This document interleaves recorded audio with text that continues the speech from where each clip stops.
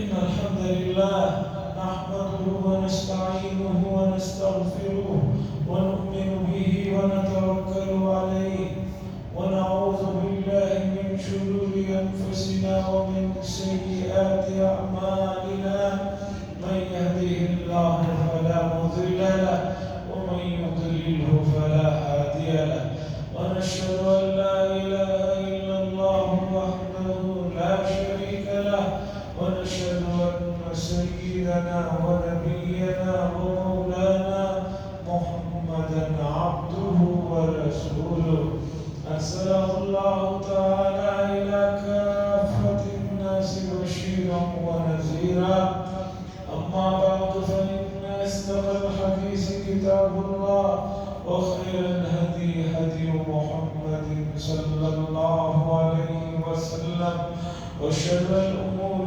محدثاتها وكل محدثة بدعة وكل بدعة ضلالة وكل ضلالة في النار. قال الله تبارك وتعالى في القرآن المجيد والفرقان الحميد واذكر في الكتاب إبراهيم إنه كان صديقا نبيا.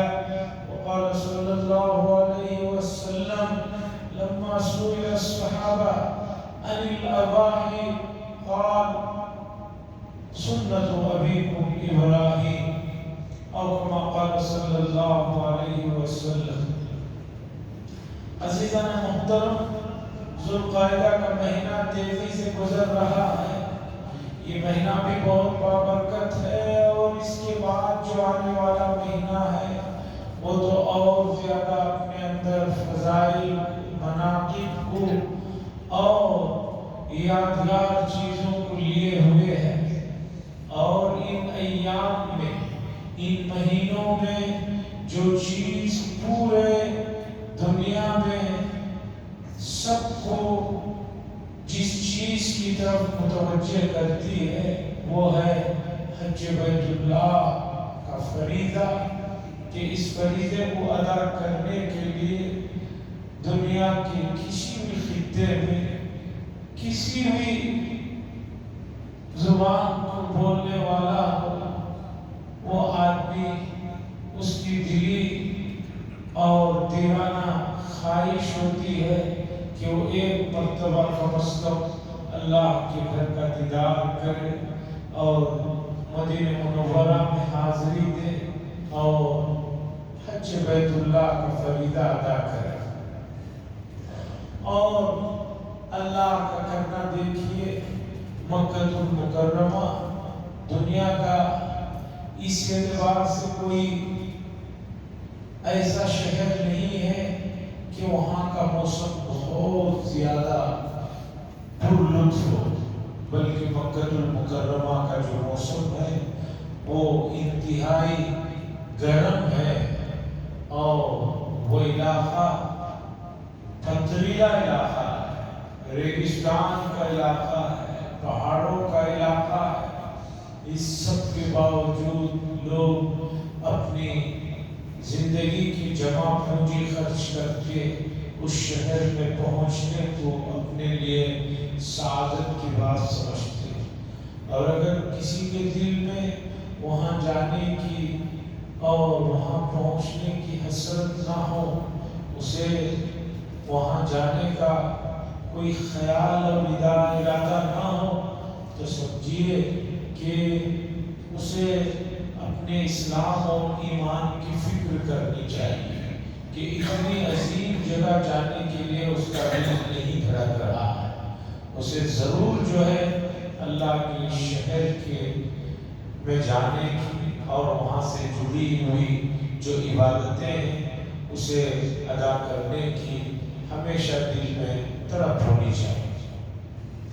اور فریضہ حج کو دیکھیے، پورے کا پورا فریضہ حج ایسا ہے جو محبت میں ڈوبا ہوا سفر ہے. آدمی اپنے آپ کو وہاں بہت ہی زیادہ اللہ کے دربار میں چھوٹا محسوس کرتا ہے. اور سب سے بڑی بات کعبۃ اللہ کو دیکھنے کے بعد پہلی نظر آدمی پہ جو کیفیت طاری ہوتی ہے، بڑے اللہ والوں نے جو واقعات لکھے ہیں وہ تو بہت اونچی باتیں ہیں جو شاید کسی کو یا سب کو سمجھ میں نہ آئے۔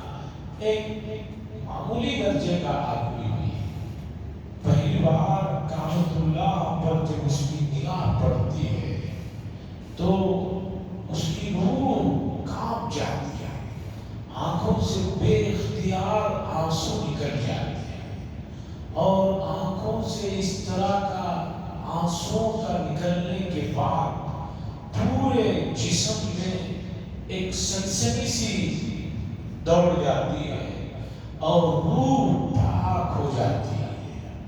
کتنے بار بھی آدمی عمرہ کرے، کتنے بار بھی حج کرے، لیکن پہلی مرتبہ جب سفر کر کے کعبے کو پہنچتا ہے تو جو دعائیں ہیں ان دعاؤں میں یہ بھی ایک دعا ہے، اللہم زد ھذا البیت تعظیما وتشریفا ومہابا، اللہ اس گھر کی محبت، اس کی کرامت، شرافت، اس کا جو روب ہے وہ میرے دل میں اور زیادہ ہے۔ کچھ اللہ والے ہیں جنہوں نے پوری زندگیاں وہیں گزار دی۔ میں نے پہلے بھی کبھی یہ واقعہ سنایا، تفسیر کی کتابوں میں ایک مشہور کتاب ہے تفسیر کشاف، علامہ زمخشری علیہ الرحمہ کی یہ تفسیر ہے، بہت زیادہ علمی اور بہت زیادہ دقیق یہ تفسیر مانی جاتی ہے۔ عام علماء بھی اسے سمجھ نہیں پاتے ہیں۔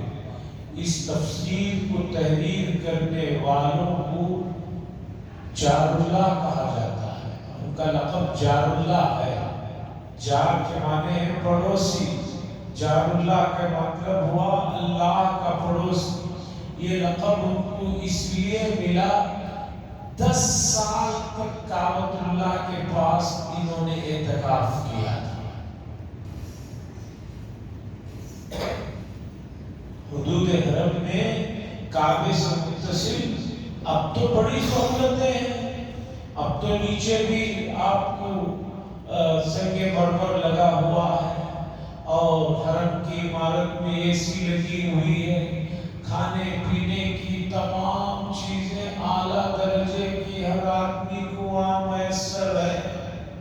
یہ اس زمانے میں 600 سال پہلے جب اس طرح کی کوئی سہولتیں نہیں تھی، جہاں آدمی کو فاقوں پر گزر بسر کرنا تھا، ایسے ماحول میں اس عظیم مفسر نے 10 سال تک حرم میں کعبے کے پاس اعتکاف کیا ہے، اس لیے ان کو جار اللہ کہا جاتا ہے۔ محبت کی یہ انتہا ہے، محبت کی یہ انتہا ہے۔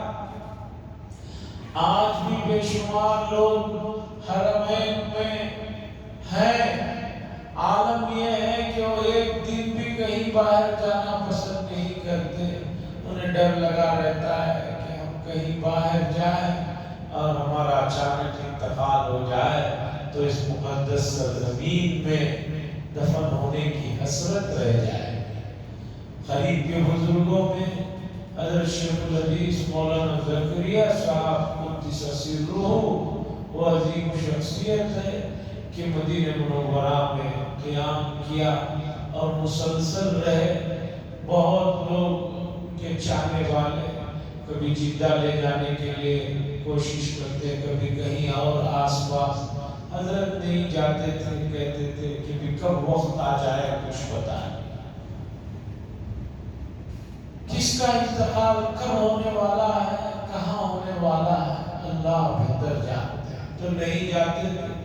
اور حضرت نے وصیت بھی فرمائی تھی انتقال ہو جائے تو حدیث میں ہے کہ جلدی سے جلدی تدفین کر دی جائے، تو حضرت عصر کے وقت میں انتقال ہوا، مغرب کے بعد نماز جنازہ اور تدفین ہو گئی تھی اسی دن۔ اس زمانے میں مولانا سید ابو الحسن علی حسینی صاحب مکہ المکرمہ میں تھے، انہوں نے فون بھی کیا کہ میں مکے سے آ رہا ہوں، تھوڑی سی تاخیر کر لی جائے۔ ان کے قریبی لوگوں نے کہا کہ بھی ہرگز نہیں ہو سکتا، آئیں آ کر دعا کر لیں اور مدینے میں انتقال ہوا سب کے لوگ۔ اور چونکہ غیر ملکی انتقال ہوتا ہے تو کاغذی کارروائی رہتی ہے، امبیسی کی کارروائیاں رہتی ہیں، جلدی سے جلدی کارروائی اتنی دیر میں، جتنی دیر میں غسل ہو، جتنی دیر میں کفن پہنایا جائے، اس کے فوراً بعد حضرت کو جو ہے وہیں مدینہ منورہ میں بقیع الغرقد، جو مدینہ منورہ کا مشہور و معروف قبرستان ہے، جہاں 10,000 سے زیادہ صحابہ کرام رضوان اللہ تعالی علیہم اجمعین مدفون ہیں، تدفین ہوگی۔ قصہ مختصر، حرمین کی جو تاریخ ہے، اس کی جو تقدیس ہے، اس کے جو فضائل اور مناقب ہیں، وہ بے شمار ہیں۔ وہ سرزمین انوار و برکات، سکینتوں کے نزول کا جو وہاں پر عالم ہے، اسے اللہ والے محسوس کر سکتے ہیں۔ آپ نے دیکھا ہوگا بہت سارے لوگوں کو اللہ نے یہ صلاحیت دی ہوئی رہتی ہے کہ ان کے ہاتھوں میں کچھ عجیب سی تاثیر رہتی ہے، اس زمین کی گہرائیوں میں پانی کہاں ہے پہچان لیتے ہیں۔ آپ نے دیکھا ہوگا اب تو سائنسی طریقہ آ گیا، لیکن ابھی بھی گاؤں دیہاتوں میں سائنس کے بغیر، مشنری کے بغیر پانی کو دیکھنے کا طریقہ ہوتا ہے کہ ایک آدمی ایک چیز پکڑا ہوا رہتا ہے، اچانک جہاں پانی رہتا ہے وہ چیز اس کے ہاتھ میں پھرنے لگتی ہے، کبھی چین گھومنے لگتی ہے۔ ایک زمانے تک میں بھی یہی سمجھتا تھا کہ وہ اس طرح کرتے ہیں، وہ پھرتی نہیں ہے، یہ خود پھراتے ہیں۔ میں بھی یہی سوچتا تھا کہ وہ جو اچانک زمین میں تلاش کرتے رہتے ہیں پانی کے، اچانک ایک چیز کبھی ناریل ہوتا ہے، کبھی چین ہوتی ہے، گھومنے لگتی ہے۔ میں نے سمجھا کہ بھی شاید وہ ٹرک ہوگی، اس طرح گھماتے ہیں تاکہ جو ہے وہ لوگ کہیں ہاں بھی صحیح بات، لیکن تجربے سے اور حقائق سے بات پتہ چلی کہ وہ کوئی ٹرک نہیں ہے۔ بعض لوگوں کو اللہ فطری طور پر وہ صلاحیت دی ہوئی رہتی ہے کہ وہ زمین کی گہرائیوں کے اندر کی چیز یعنی پانی کو پہچانے۔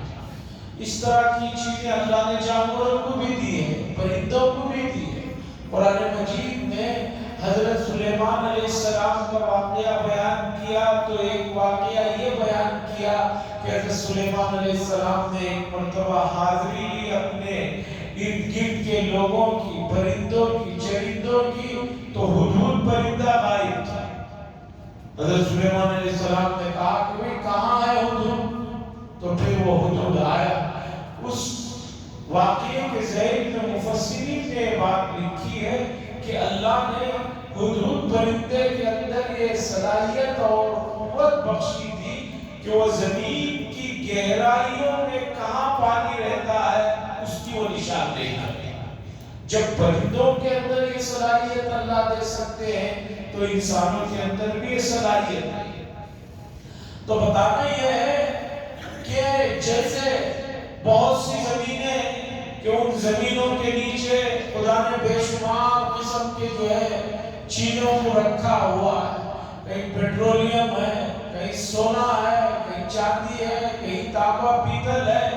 اسی طریقے پر زمین کے اوپر ایسے بہت سے علاقے ہیں جہاں پر خصوصی رحمتیں اور برکتیں، سکینتوں کا نزول ہوتا ہے۔ انہی مقدس مقامات میں سر فہرست ہے مکہ المکرمہ اور مدینہ منورہ زادہ اللہ شرفا و کرما، کہ یہ وہ جگہ ہے کہ جہاں پر بے انتہا برکتیں اور سکینتوں کا نزول ہوتا ہے۔ اب مسئلہ یہ ہے کہ جو اللہ والے ہیں ان کو یہ چیزیں، یہ کیفیتیں یہ سب معلوم ہوتی ہیں، اور جو لوگ ان چیزوں کو نہیں جانتے ان کو سمجھ میں آتا ہے کہ ہم تو دوربین میں دیکھ رہے ہیں، وہاں کوئی خاص چیز اوپر سے تو نازل نہیں ہو رہی۔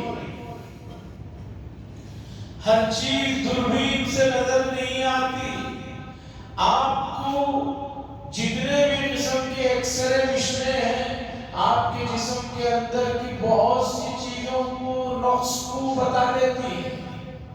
لیکن کیا بتائیے کہ روح کے اندر جو برائیاں ہیں، تکبر ہے، کینہ ہے، کیا اس کو کوئی ایکسلریشن بتاتی ہے دنیا کی؟ نہیں بتاتی. بلکہ میں ایک واقعہ ایسا بھی بتاتا ہوں کہ بعض کیڑے ایسے ہوتے ہیں کہ وہ انسان کے دماغ میں پہنچ جاتے ہیں، ایکسرے مشینیں بھی اسے نہیں پکڑ پاتے. چونکہ ان کیڑوں کی یہ صلاحیت ہوتی ہے کہ وہ جہاں جاتے ہیں وہ جس رنگ کے قریب رہتے ہیں وہ رنگ اپنے اوپر اوڑھ لیتے ہیں.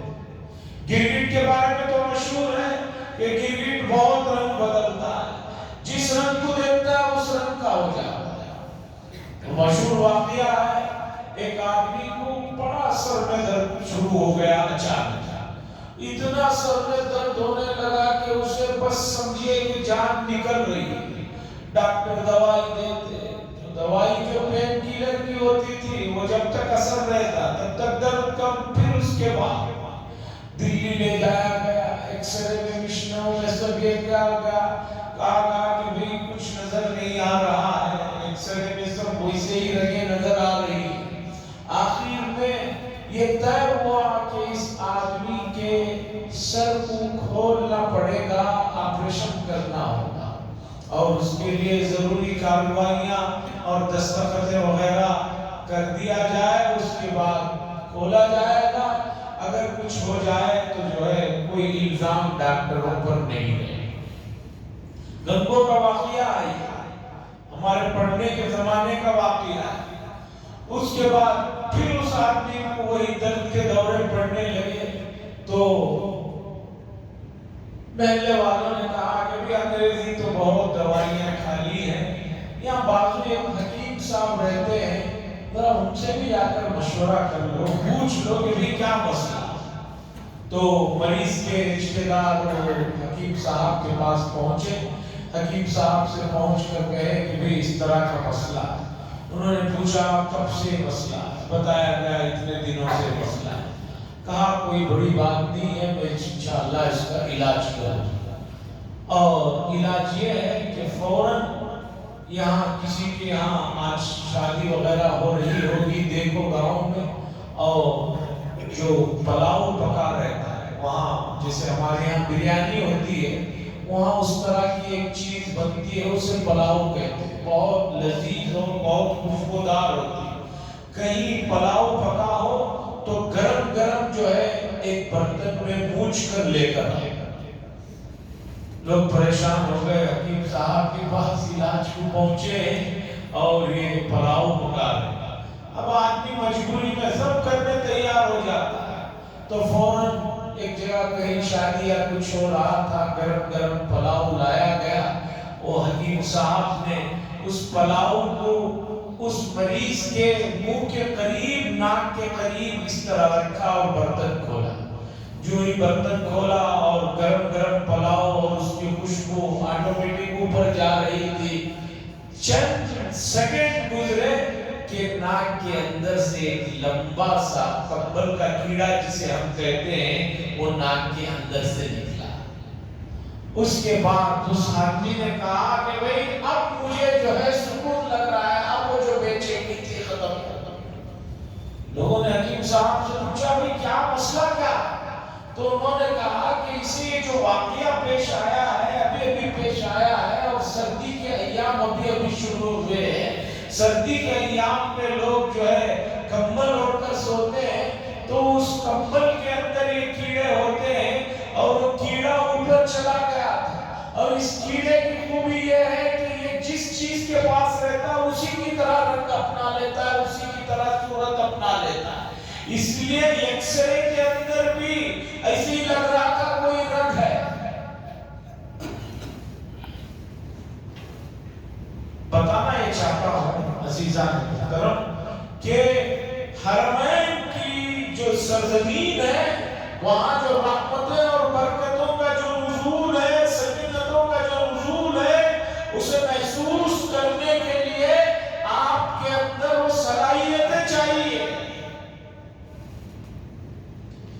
دیکھیے کسان بارش آنے سے پہلے، مانسون سے پہلے اپنی زمینوں کو تیار کر لیتے ہیں تاکہ جو ہی مانسون میں بارش شروع ہو، تاکہ شروع ہوتے ہی اس سے پورا زمینیں پیدا اٹھا سکیں۔ اسی طریقے پر یہ اللہ کی مقدس مقامات جو ہیں، یہ جو اللہ کے گھر مساجد ہیں، یہاں رحمتوں کا، برکتوں کا نزول ہوتا ہے۔ اس سے استفادہ کرنا ہے تو اس کے لیے اپنے آپ کو تیار کرنا ہوگا۔ تو حرمین شریفین کی جو سرزمین ہے وہ بڑی بابرکت سرزمین ہے، تو اس میں بھی جو فرید حج کا جو معاملہ ہے، اس سب میں جن شخصیت کا ذکر کھل کر سامنے آتا ہے وہ سیدنا حضرت ابراہیم علیہ السلام۔ قرآن مجید میں کم و بیش 70 کے قریب مرتبہ تو حضرت ابراہیم علیہ السلام کا نام آیا، اور اللہ تعالیٰ نے ابراہیم علیہ السلام کے لیے ان کی جو خوبیاں ہیں، ان کی جو خصوصیات ہیں، ان کے جو اوصاف ہیں، ان کو جو ذکر فرمایا ہے، اور جس محبت سے ذکر فرمایا ہے، جس چاہت سے اس کا تذکرہ فرمایا ہے، اسے دیکھنے کے بعد اگر کسی مومن کے دل میں ان جیسی صفات کو اپنانے کا جذبہ پیدا نہیں ہوتا ہے تو سمجھیے کہ یہ بہت بڑے کمی اور خامی کی بات ہے۔ اللہ نے ایک جگہ پر فرمایا ان ابراہیم کان امہ، لوگوں ابراہیم علیہ السلام اکیلے ایک آدمی، وہ ایک شخصیت نہیں تھی، بلکہ وہ پوری کی پوری ایک امت تھی، پوری کی پوری ایک جماعت تھی۔ جیسے ایک بہت بڑی جماعت ہوتی ہے، ویسے ابراہیم علیہ السلام اکیلے ایک جماعت کے برابر تھے۔ اور اللہ نے فرمایا ایک جگہ پر اذکر فی کتاب ابراہیم، ذرا ابراہیم علیہ السلام کو یاد کیجئے، ان کا تذکرہ کیجئے، انہ کان صدیقا نبیا، وہ بے شک نبی تھے، سچے تھے۔ اور آپ نے اور ایک جگہ پر فرمایا ان ابراہیم لحلیم اواه منیب، ابراہیم علیہ السلام بہت بردبار تھے، بہت زیادہ ان کے مزاج میں درگزر کرنے والی صفات تھی، اور ان صفات کی اللہ نے بہت تعریف فرمائی۔ اپنی ذات کے لیے درگزر کرنے کا بڑا ان کے اندر جذبہ تھا، لیکن اللہ کے معاملات میں وہ بڑے سخت تھے، اللہ کے معاملات میں ان کے پاس وہ نرمی نہیں تھی۔ یہ بہت اچھی صفت ہے۔ آج پوری امت مسلمہ کو آپ دیکھ لیجئے، ان کے اندر اپنی ذات کے لیے تو بڑی شدت ملے گی، اپنی ذات کے لیے تو بڑی سختی ملے گی، لیکن اللہ کے معاملات میں کچھ بھی ہو رہے ہو وہاں کہتے ہیں کہ درگزر کرو، زیادہ ڈیپ میں جانے کی ضرورت نہیں ہے۔ کہ ابراہیم علیہ السلام کا واقعہ ہے، ابراہیم علیہ السلام کے بارے میں اللہ نے فرمایا بڑے مہمان نواز تھے۔ عالم یہ تھا کہ کوئی مہمان نہیں ملتا تو دسترخوان پر اکیلے بیٹھ کر کھانے کے لیے تیار نہیں ہوتے، اور اللہ کے معاملے میں ان کی شدت کا عالم دیکھیے کہ ایک مرتبہ مہمان نہیں ملا، ایک آدمی ملا جو بکریاں چرا رہا تھا، اسی کو جو ہے لے کر گئے اور لے جا کر دسترخوان پر بٹھایا، اور کھانا شروع کرنے سے پہلے کہا اللہ کا نام۔ تو اس آدمی نے کہا میں تو اللہ کو مانتا نہیں ہوں، میں تو فلاں بت کا نام لوں گا۔ ابراہیم علیہ السلام شرک کو کیسے برداشت کر سکتے تھے؟ اللہ کے معاملات میں کسی طرح کی کوئی کمپرومائزنگ والا سب فارمولا نہیں تھا۔ انہوں نے فوراً کہا کہ تم یہاں سے اٹھو اور چلو، غصے میں آ گیا۔ اس کے بعد اللہ کی کرم فرمائیاں دیکھیے، اللہ نے ابراہیم علیہ السلام کے پاس وحی بھیجی کہ اے میرے نبی، کیا بات ہے جو آدمی 80 سال سے مسلسل شرک کر رہا ہے، ہم تو اسے کھلا رہے ہیں اور آپ نے ایک مرتبہ بھی صرف نام نہ لینے پر اسے اٹھا کر بھیج دیا، یہ مناسب نہیں ہے۔ فوراً ابراہیم علیہ السلام جاتے ہیں، اس آدمی کو منا کر پھر لے کر آئے۔ بتانا یہ ہے حاضرین کرام، حضرت ابراہیم علیہ السلام کا تذکرہ قرآن مجید میں بھرا ہوا ہے، اور وہ اس لیے بھرا ہوا ہے کہ اللہ چاہتے ہیں کہ ان کی آنے والی اولاد اس طرح کی صفات کو اپنائے۔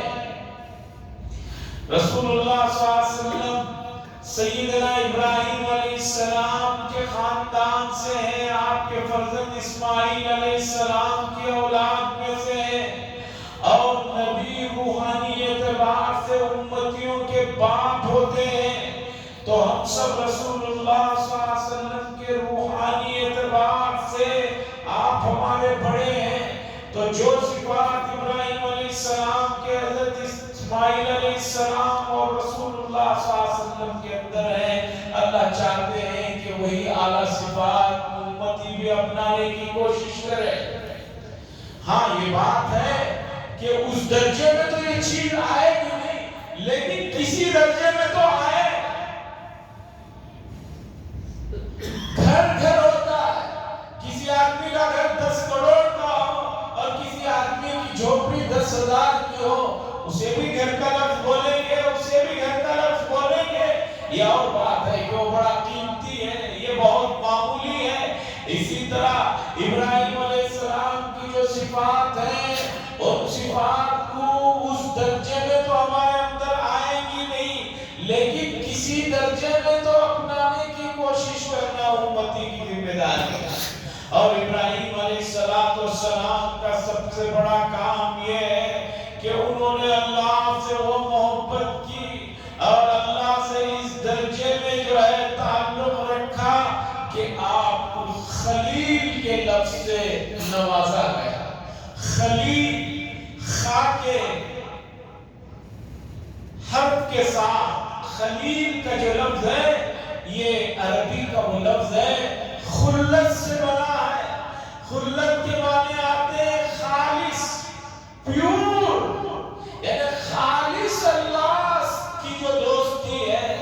کسی بھی کی دوستی کے لیے خلت کا لفظ استعمال کیا جاتا ہے۔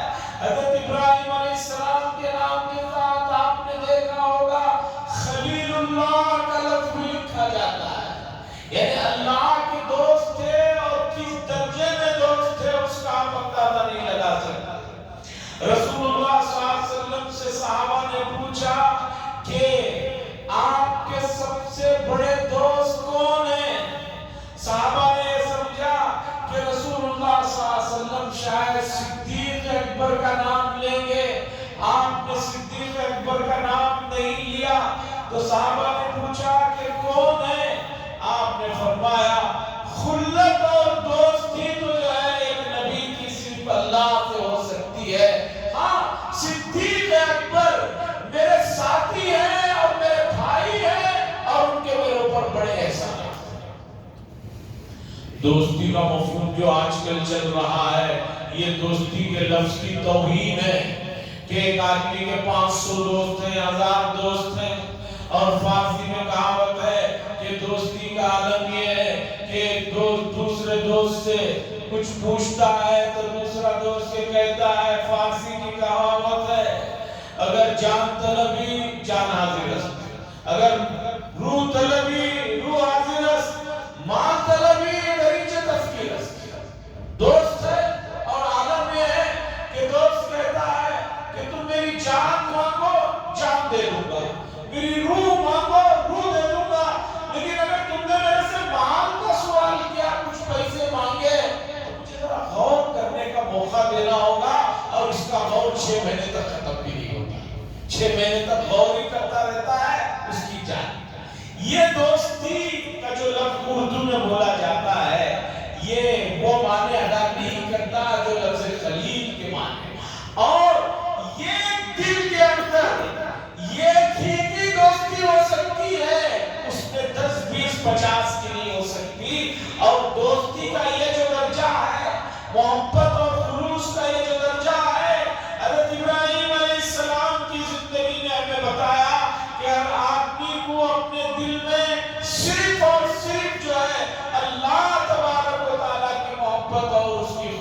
جمع کرنا چاہیے.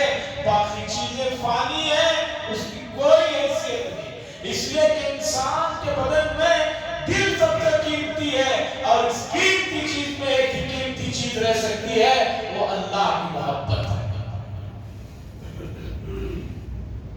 عزیزان گرامی، ابراہیم علیہ السلام کے بارے میں اللہ نے یہ بات ارشاد فرمائی کہ یہ وہ ہمارے بندے ہیں کہ انہوں نے صرف ہماری رضا کے خاطر، ہماری خوشنودی کے خاطر سب سے جو ہے کٹنا پسند کر لیا، لیکن جو ہے ہمارے نام پر کوئی حرف آئے اس کے لیے تیار نہیں. عزیزان گرامی، ہم سب ابراہیم علیہ السلام کے نام لینے والے ہیں. ہر نماز میں تشہد میں ہم ابراہیم علیہ السلام کو یاد کرتے ہیں. کما صلیت علی ابراہیم وعلی آل ابراہیم انک حمید مجید انی وجہت وجہی للذی. یہ جو آیت نماز سے پہلے پڑھتے ہیں، یہ جو سیاق و سباق ہے، اس میں ابراہیم علیہ السلام کا تذکرہ ہے. افسوس یہ ہے کہ ہم نے اسے رد تو لیا ہے، لیکن اس کے اندر کے جو معانی اور مفاہیم ہیں اسے نہیں سمجھتے. ایک مومن کو دنیا میں اگر پریشانی ہوتی ہے اور ہوتی رہے گی، ایسا ہو ہی نہیں سکتا کہ ایک کامل مومن کو دنیا میں کوئی پریشانی نہ آئے. پریشانی تو ہوتی رہے گی، اس لیے کہ جنت سے نکلی ہے یہ روح، جب تک جنت میں نہیں پہنچ جاتی تب تک تو بے چین رہے گی. ایک آدمی سفر میں نکلتا ہے، پھر واپس اپنے گھر آنے تک چاہے اسے کتنی بھی سہولتوں کی ٹرین ملے، بس ملے، کار ملے، ہوٹلیں ملے، لیکن اس کا دل و دماغ اس کے گھر میں جو ہے لگا ہوا رہتا ہے.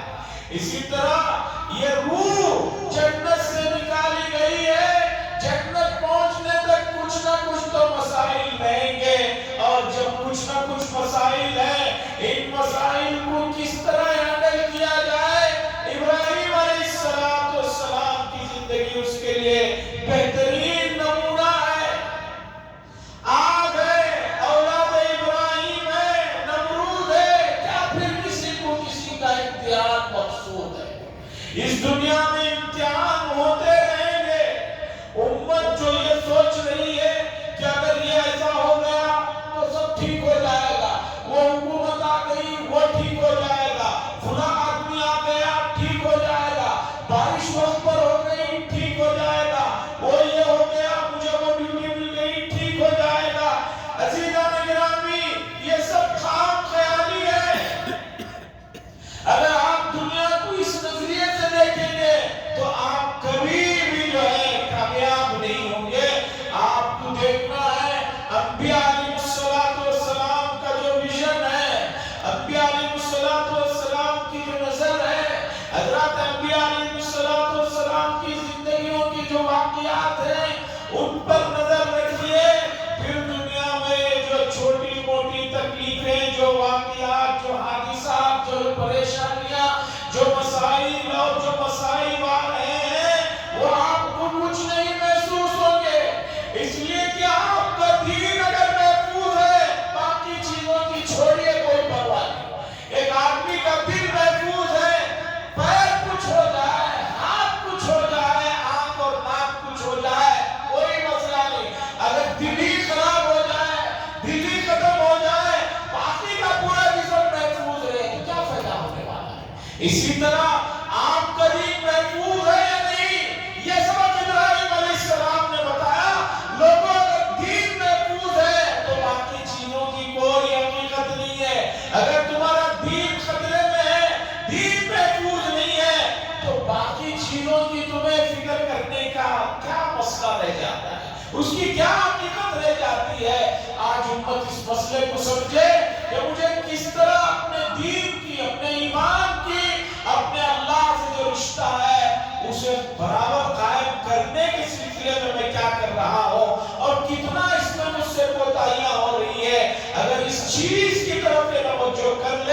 تو باقی چیزیں کم حیثیت کی ہو جاتی ہیں۔ غالب کا مشہور شعر ہے، مصیبتیں اتنی بڑی مجھ پر کہ آسان ہو گئی۔ اگر دین کے سلسلے میں مصیبتیں پڑتی ہیں، آپ کی بہترین چیز محفوظ ہے، ان چیزوں کو چھوڑیے، یہ کوئی اہمیت نہیں ہے، یہ کسی بادشاہ کو بھی نصیب نہیں ہے کہ وہ سکون اسے مکمل مل جائے۔